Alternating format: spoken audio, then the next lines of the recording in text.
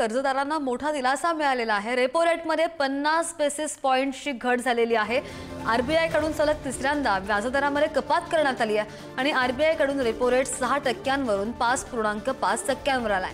RBI governor Sanjay Malhotra यांनी ही मोठी घोषणा केली आहे आणि कर्जावरील व्याजदरामध्ये आता कपात होणार आहे। कर्जदारांना मोठा दिलासा मिळणार आहे।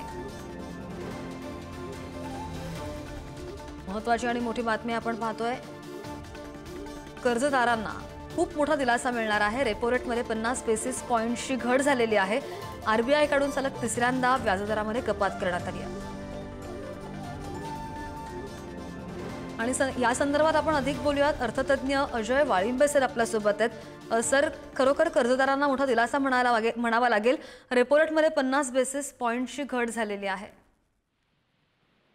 हो, नक्कीच। पण मला ना ऍक्च्युली असं मला किंवा बऱ्याच जणांना असं वाटत होतं की व्याजदरात सलग तिसरी कपात होईल ती अपेक्षा होती, परंतु ती 0.5% म्हणजे 0.5% केली जाईल असं वाटलं नव्हतं।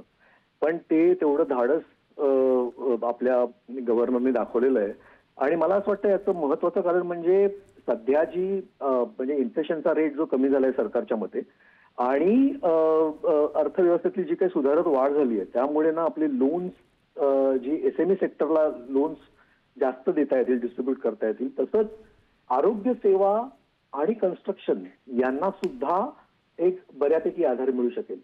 फक्त याच्यात मला आणि अर्थात म्हणजे आपले सामान्य जे ग्राहक आहेत त्यांना याचा निश्चित फायदा होईल, कारण याच्या जसं ईएमआय किंवा बाकी जी तुमची लहान कर्ज असतात ती घ्यायला आता त्यांना रेट ऑफ इंटरेस्ट कमी लागेल।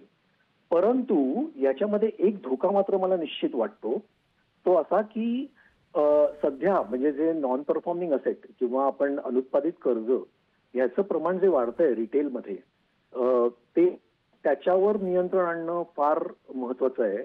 आणि जेव्हा आपण असा व्याजदरात कपात करतो तेव्हा लोन घेण्याची टेंडन्सी वाढायला लागते। म्हणजे जोपर्यंत हे औद्योगिक क्षेत्राला आहे तोपर्यंत हे नक्कीच चांगलं आहे, परंतु रिटेल क्षेत्रामध्ये जेव्हा लोन घ्यायची जी प्रवृत्ती वाढली, म्हणजे पर्टिक्युलरली क्रेडिट कार्ड्स असतील किंवा पर्सनल लोन्स म्हणजे ज्याला आपण अनसिक्युअर्ड लोन्स म्हणतो, त्याच्यावरच्या व्याजदरावर सुद्धा इम्पॅक्ट होतो, थोडाफार कमी होईल आणि त्यामुळे त्याच्यात कर्ज घेण्याची प्रवृत्ती वाढेल आणि त्याचं सध्या जो एनपीए वाढताय तो आणखीन वाढेल अशी भीती मला वाटते। अगदी 6%वरून 5.5%वर हा रेपो जाणार आहे। धन्यवाद तुम्ही दिलेल्या सविस्तर प्रतिक्रियेसाठी। कर्जावरील व्याजदरामध्ये त्यामुळे कपात होणार आहे आणि कर्जदारांना दिलासा सुद्धा मिळणार आहे। अर्थतज्ञ अजय वाळिंबे यांच्याशी आपण या संदर्भात सविस्तर बोलत होतो। रेपो रेटमध्ये आता 50 बेसिस पॉइंट्सने घट होणार आहे आणि आरबीआय कडून सलग तिसऱ्यांदा व्याजदरामध्ये ही घट करण्यात आलेली आहे। आरबीआय गव्हर्नर संजय मल्होत्रा यांनी ही मोठी घोषणा केलेली आहे।